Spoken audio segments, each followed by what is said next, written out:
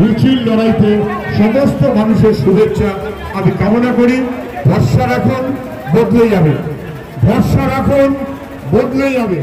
থেকে তৃণমূলের নৈরাজ্য অন্ধকারের শাসনকে পরাস্ত করতে আর গোটা দেশ জুড়ে এই বিভেদ বিভাজন বামফ্রন্টের চেয়ারম্যান কমরেড বিমান বসু উপস্থিত রয়েছেন, বিশিষ্ট অভিনেতা বাদশা মৈত্র, এছাড়া উপস্থিত রয়েছেন গোটা পানি এই ভোট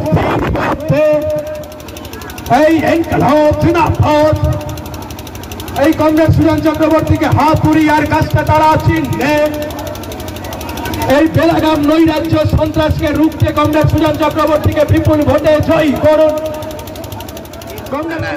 যারা বাজে কথা বলে তারা বাজে কথাই বলবে, কিন্তু রামনবমী বহু বছর ধরেই হয়ে আসছে। আমি বাচ্চা বয়সেও রামনবমী দেখেছি, এত হইচই দেখিনি।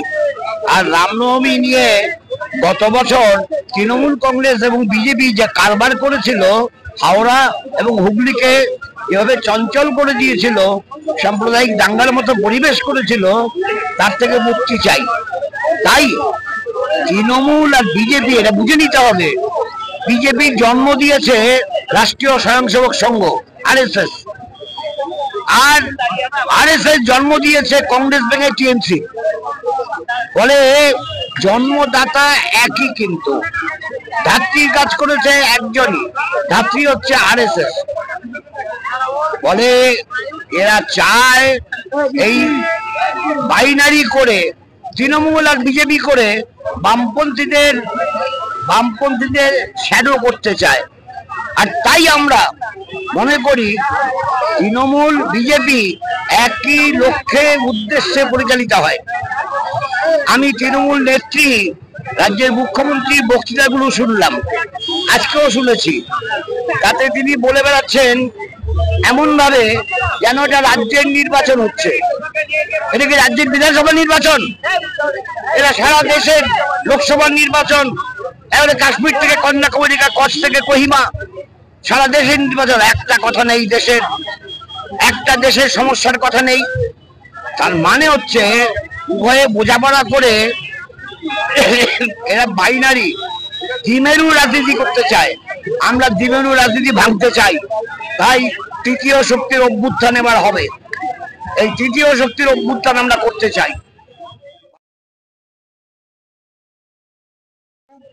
বলতে খুব ওস্তাদ আছেন।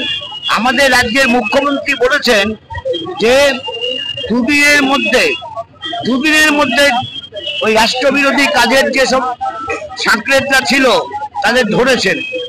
প্রায় মাসখানেক ধরে তারা কলকাতায়, খিদিরপুরে, এইসব ইকবালপুরে থেকেছে।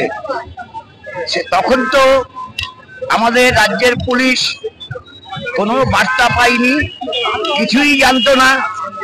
আর NIA যখন সূত্র দিল তখন ধরা হলো দীঘা থেকে। তার মানে হচ্ছে এই, তিনি সঙ্গে সঙ্গে বলে দিলেন, চলতে বলেন তো, চলতে বলেন 2 দিনের মধ্যে সব করে দিচ্ছি।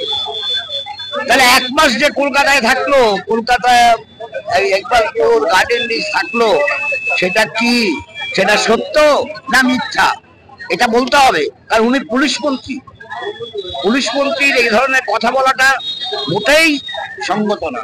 না, এটা এইভাবে ডেকে দেওয়াটা আবার ঠিক না। এইভাবে ডেকে দেওয়াটা ঠিক না, আমরা এটা সমর্থন করি না। কিন্তু সব ঘটনাকে ছোট করে দেখলে পুলিশের ভূমিকাটা ন্যূন হয়ে যায়। সব ঘটনা ছোট্ট ঘটনা। বলাৎকার হয়েছে, রেপ হয়েছে, ছোট্ট ঘটনা। চুরি হয়েছে, ছোট্ট ঘটনা। আর এখন মন্ত্রী জ্যোতিপ্রিয় মল্লিকের ঘটনা ছোট্ট ঘটনা, সবই ছোট্ট ঘটনা। সবাইকে ছোট্ট দেখেন, ছোট।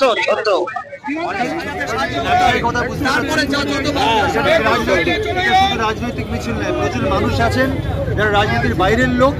এই মুহূর্তে যা চলছে দেশে এবং রাজ্যে যা চলছে, দল নির্বিশেষে সবাই রাস্তায় না নামলে এই অবস্থার পরিবর্তন হবে না। তাই এই উৎসাহটা খুব স্বাভাবিক, আগামী দিনে উৎসাহ আরো বাড়বে। শান্তিভাবে কাজ করতে দেওয়া হয়, তার অনেক সমস্যার সমাধান করতে পারে। সন্দেশখালী থেকে দেখেছি বারবার করে প্রশাসন স্বাধীনভাবে তাদের কাজ করতে পারে না। এই যদি অবস্থা হয় তাহলে এরকম ঘটনা আবারও ঘটবে।